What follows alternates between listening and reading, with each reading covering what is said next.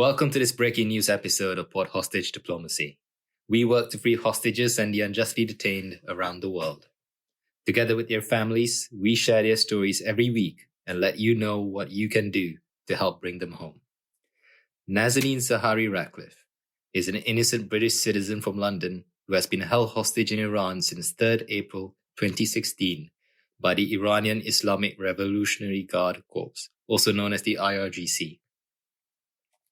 Two former UK Foreign Secretaries, Jeremy Hunt and Jack Straw, have both called Nazanin a hostage. The current chair of the Foreign Affairs Committee, Tom Tugendhat, has called her a hostage.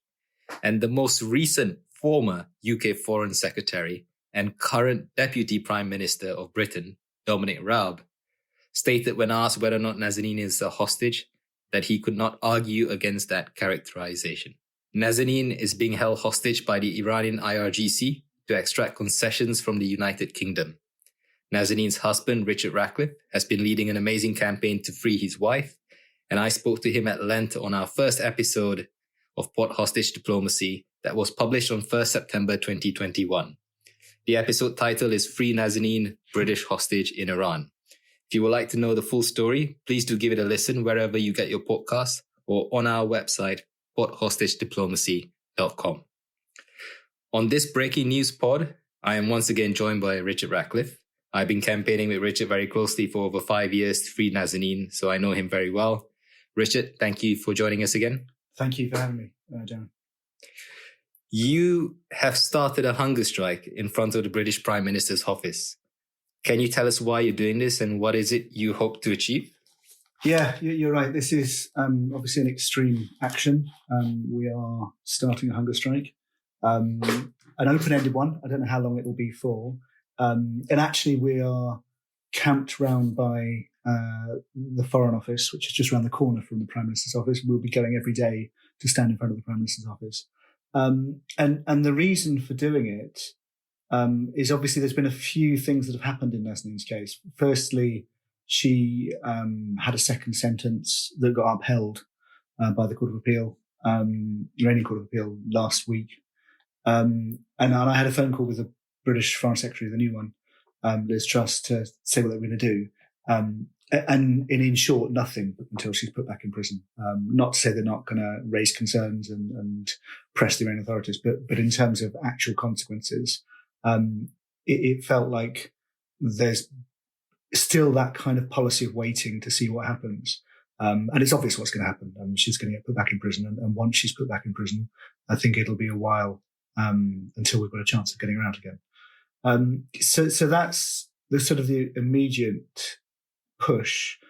If I'm honest, we've been thinking for a while that her case was drifting and we weren't quite sure what to do. So it had been something that I'd been talking about doing with other members of the family. For those who followed our story, they'll know that I did do a hunger strike once before in front of the Iranian Embassy back in 2019. And the point of that was really just to be noticed, to say, listen, this suffering shouldn't be happening behind closed doors in Iran. That this needs to be made visible in front of people's, on people's doorsteps. My sense 2 years on is that, again, the British government has allowed our story to drift some more. And that also, this government doesn't deal with problems until they become crises. And so I think either we make a crisis or the Revolutionary Guard do, which would be Nazanin back in prison. So all that's to say, it felt important to do something to signal that, the status quo is not okay. This has drifted on for so long. And particularly urgent with what's developing in Iran. They're clearly signaling how frustrated they are.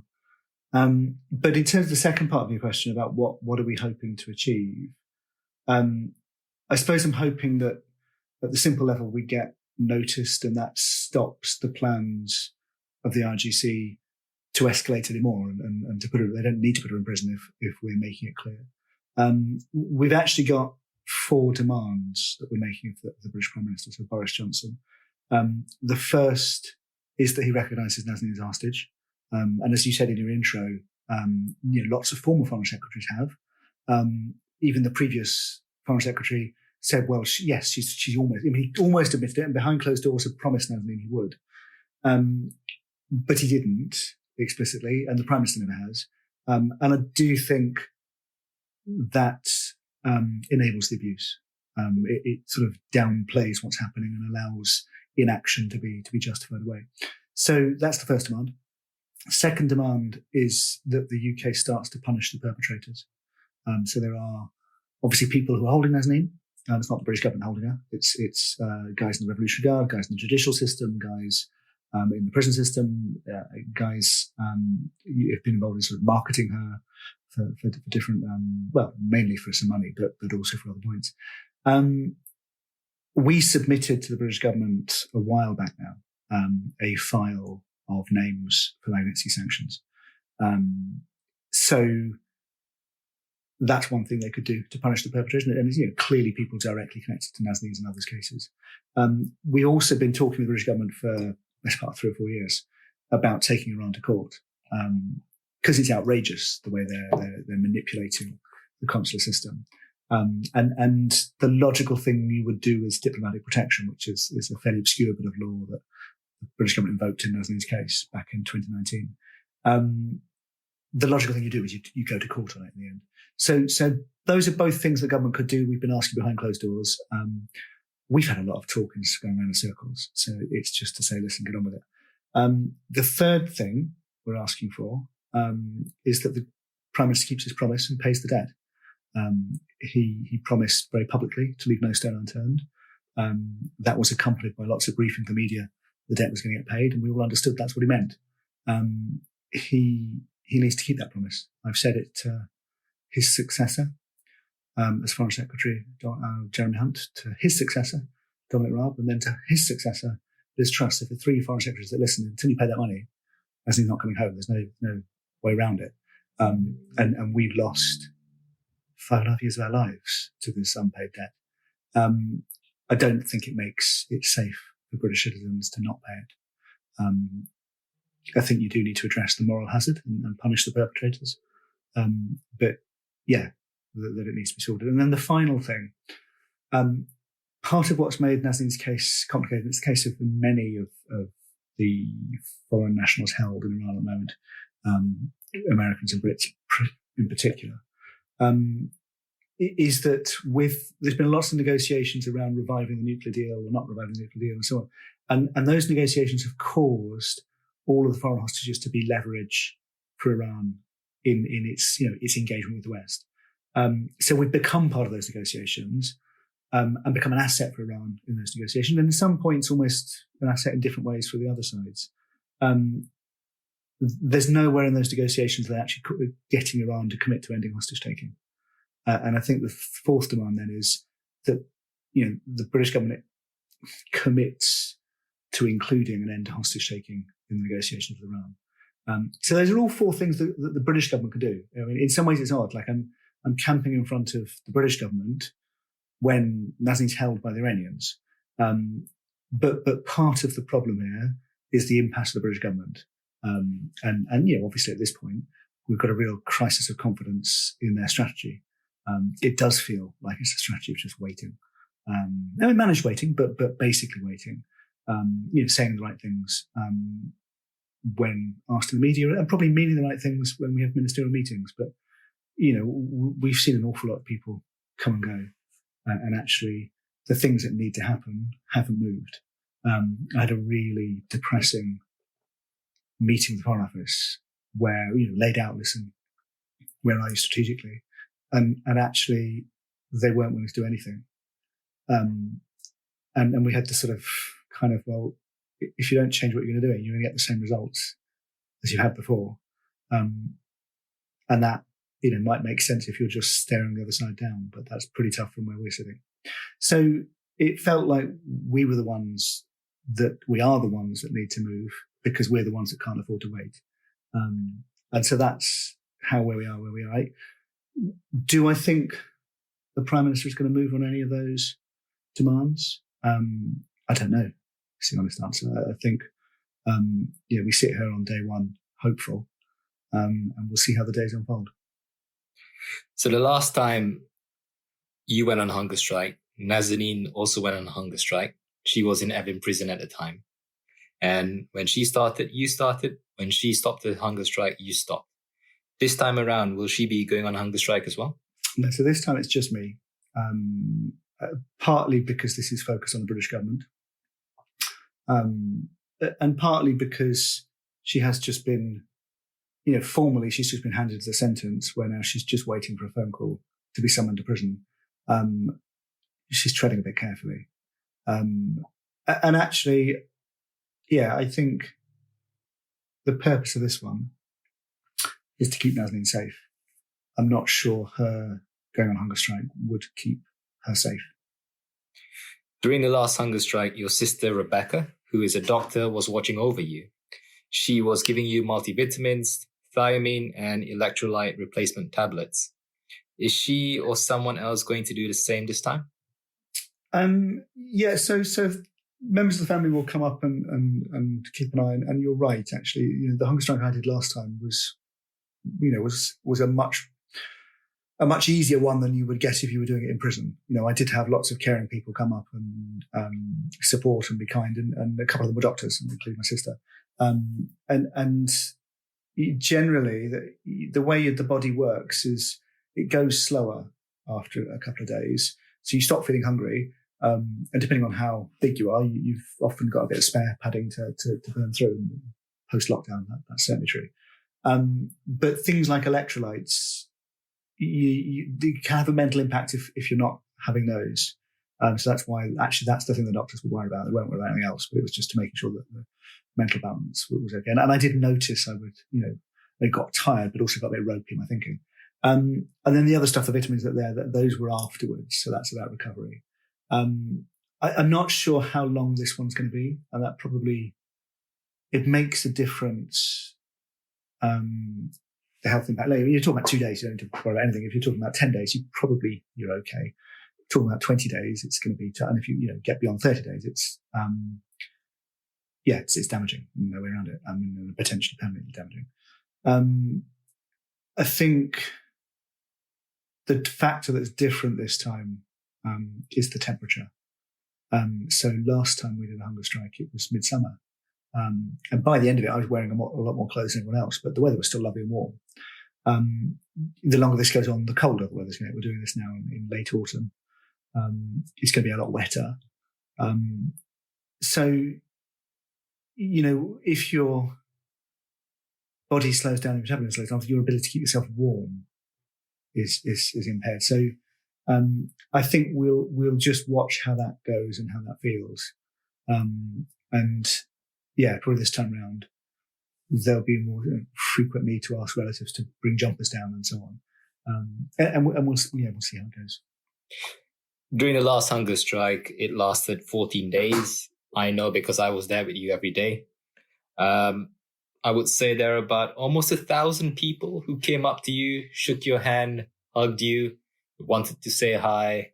There were celebrities, there were members of the public, journalists, members of parliament.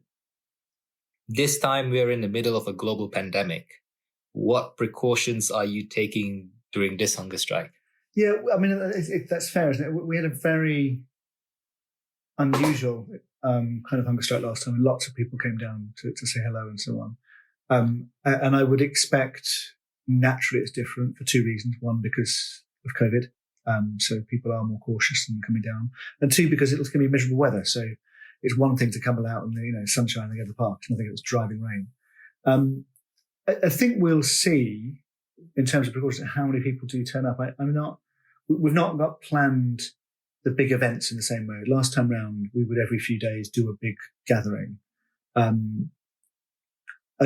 think we won't do any. We'll have a little thing kicking off, but we basically won't be doing anything during the course of it. And we'll just see how it goes. I suspect there was a novelty last time, and actually, in the end, it was focused on the Iranians, and everyone could agree that was they're outrageous. This is a bit more complex politically because we're pointing at the British government and saying the British government aren't doing enough. That's not going to be universally popular.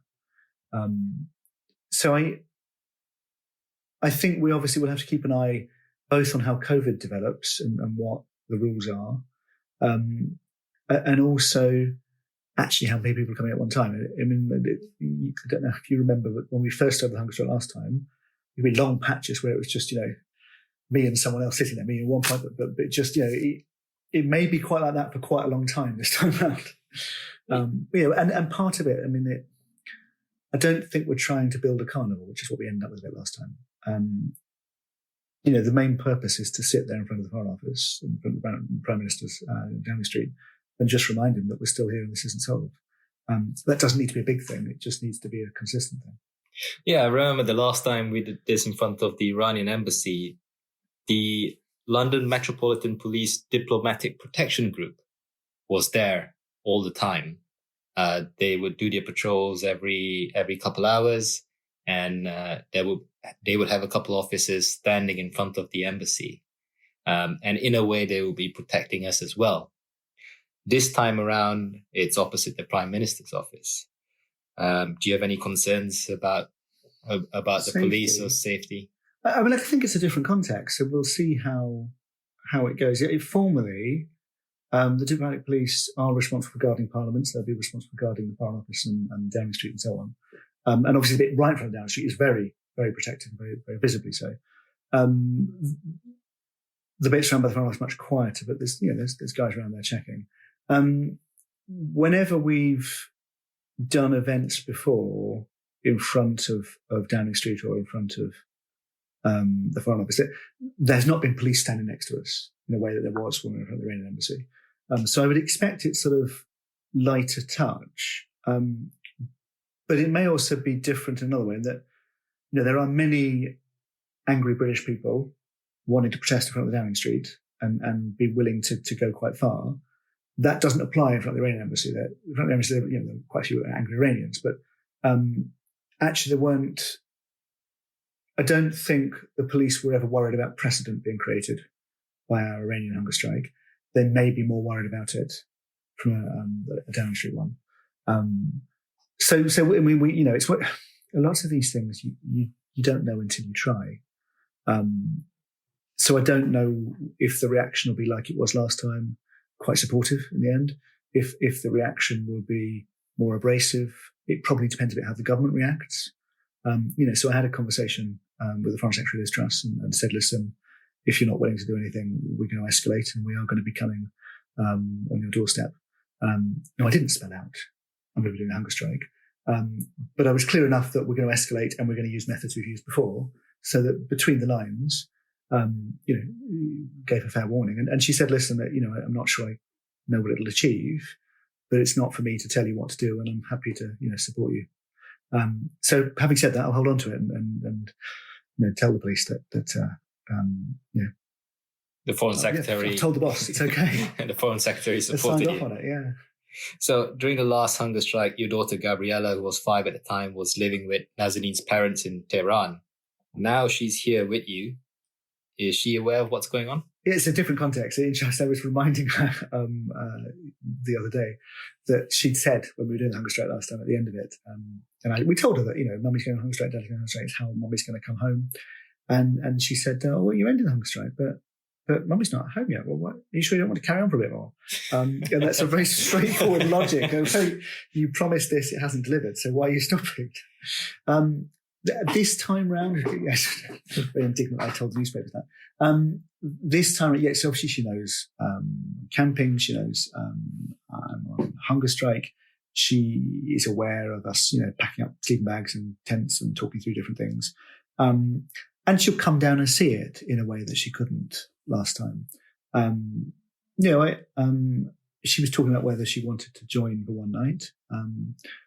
Might for one night. I mean, early days, I think, rather than before it gets too morbid and goes on too long. But in the end, I'm sure she'll find that there's more fun things to do rather than going and camping on the street. I in terms of what she understands, this has gone on too long, and these kind of events are sort of unsettling for her. So she knows why we're doing it, but of course we've done quite a few things to try and get mummy home, and it hasn't worked. And there's definitely a part of her that just wants to be normal. I think in this campaign, broadly we'll try and protect her from this. So, she'll be in London for the first week. My sister's coming up with her kids so that, she can join a couple of things. Like we're going to one day present the petition to Downing Street, the Now Change.org petition. So she'll come for that. But reasonably insulated. And then we'll see how long it goes as to whether, she goes off and lives with Granny, and is not exposed. But I do think, if she does want to sort of come down for an evening, that's her right.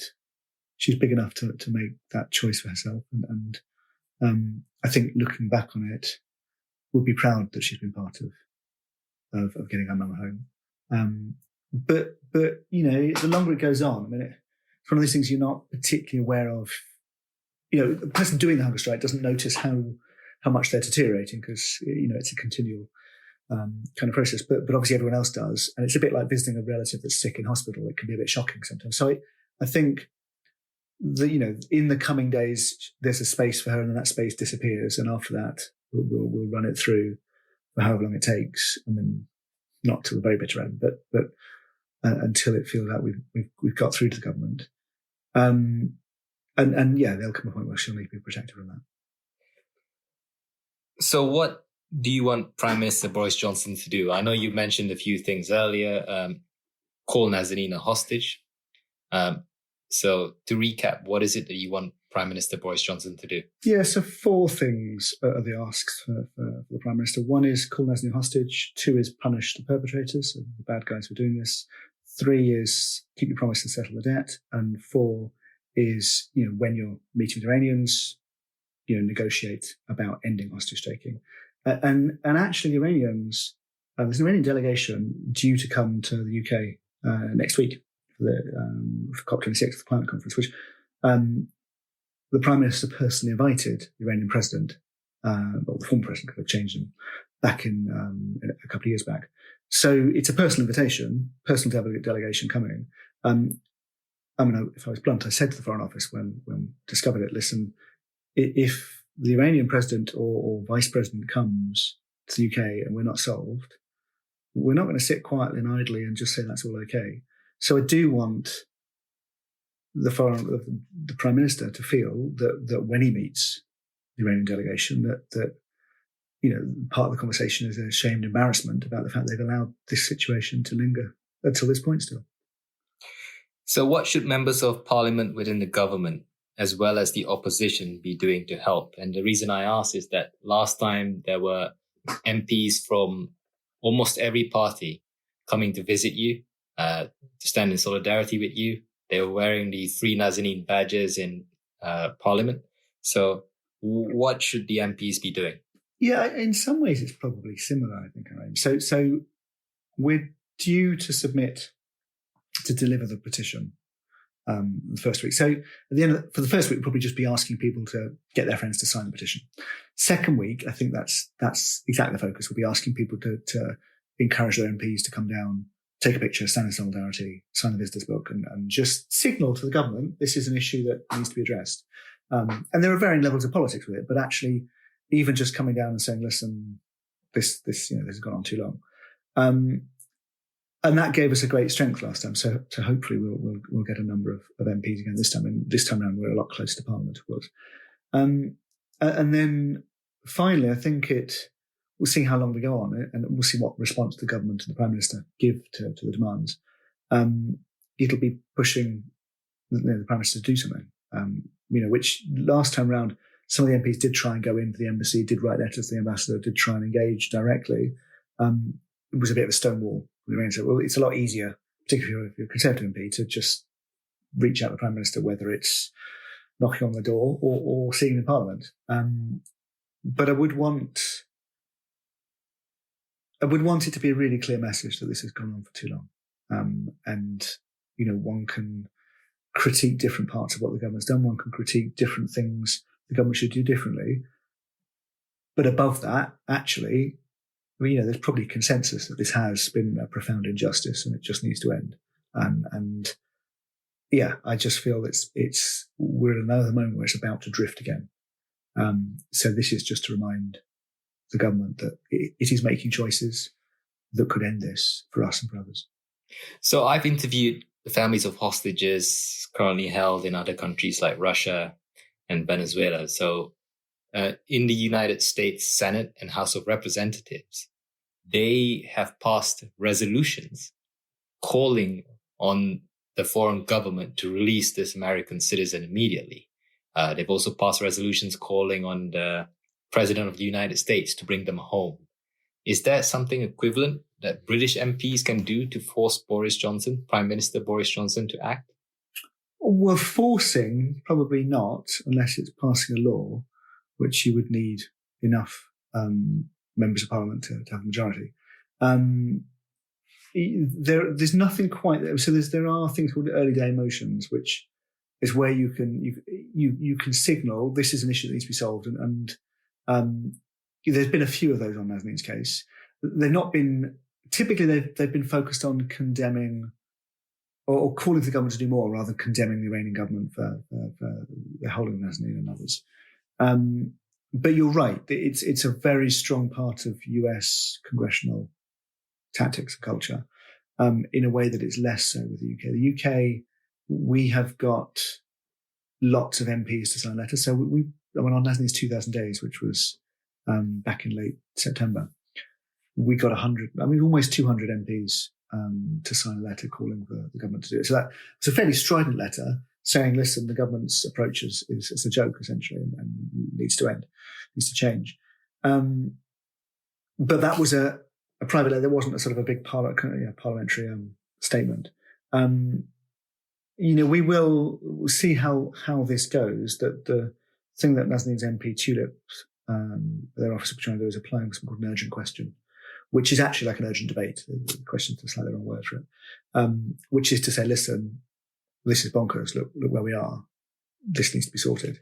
But that's the judgment of the Speaker, so the person in charge of Parliament, as to whether it is a big enough issue. And different speakers have ruled our case in different ways.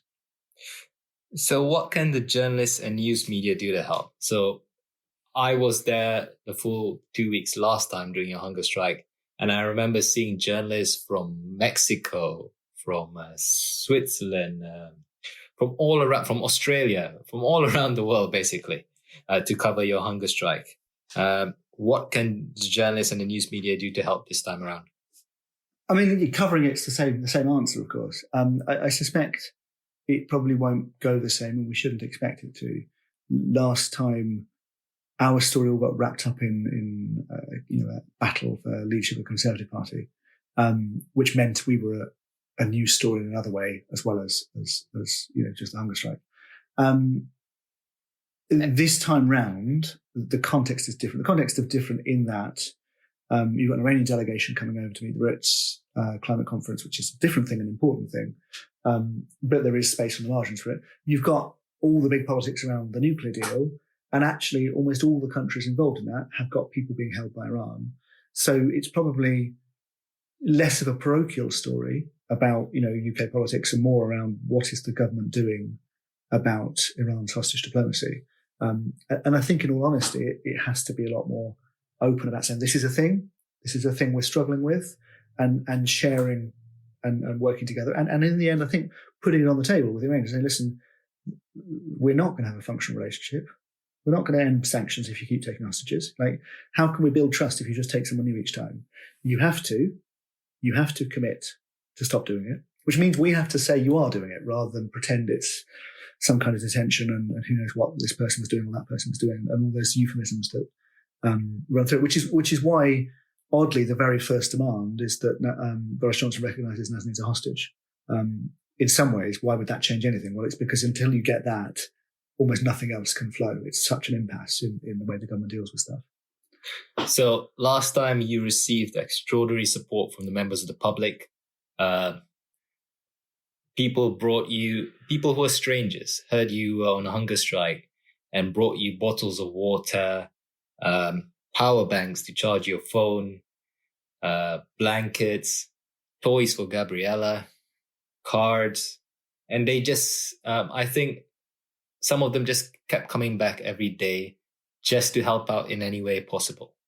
And these individuals who were strangers at the time are now close friends and family. What can the public do to help? I mean, you're right. It was such a profound experience of kindness in so many ways. And I don't think it'll be the same this time, for the reasons we were saying before about it being colder and post-COVID, we're all a bit more exhausted. It's going to be a bit more tentative visit. And actually what we're doing is a bit more pointed on the British government, which, is a bit more political in a bit more in-your-face way. But similarly, the basics, what's the point of the hunger strike? It's to say the status quo is intolerable. That only works if people see it. That only works if people notice and agree.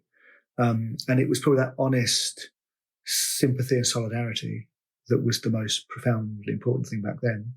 And if it happens again, will be, in the end, what pushes the government. I mean, the government won't like having someone looking very grubby and looking thinner and thinner and more tired on their doorstep.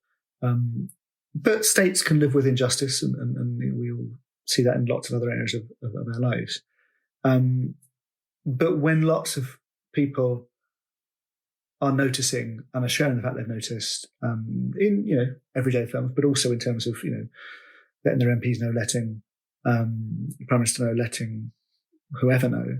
I mean, this government has a keen feeling for what's popular and unpopular, which is partly why we're sitting out where we are.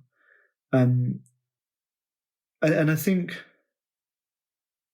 drastic actions like hunger strikes, you kind of, they're a step into an unknown, because you never know. I mean, you never know how far you can go and whatever else, or how far you'll need to go. And we'll be looking to see how the government responds. But yeah, when you step into the unknown, you really want to be noticed. And I've seen them happen in prison when no one did notice. And that's a really dispiriting thing. So I remember why I did it last time was the fear that actually Nazanin's done a couple already. It's going to become an old story. It won't. In fairness, that will be true for us. Second time round, there'll be less novelty from a new media perspective. We'll get less covered. But I think the support that people have given our case across the years in different ways, it's been such a core part of what's kept us safe and kept us going. And in a sense, I'm hoping that'll happen again. Not in the same way, not to the same extent, but that's in a democracy, that is the pressure that keeps the government honest. So we'll, hopefully we'll be able to sort of bring that pressure on the government. Is there anything else you'd like to mention? No, I think at this stage it's, please everyone keep their fingers crossed. Let's hope we have a dry couple of weeks, and an unseasonably warm bit of weather.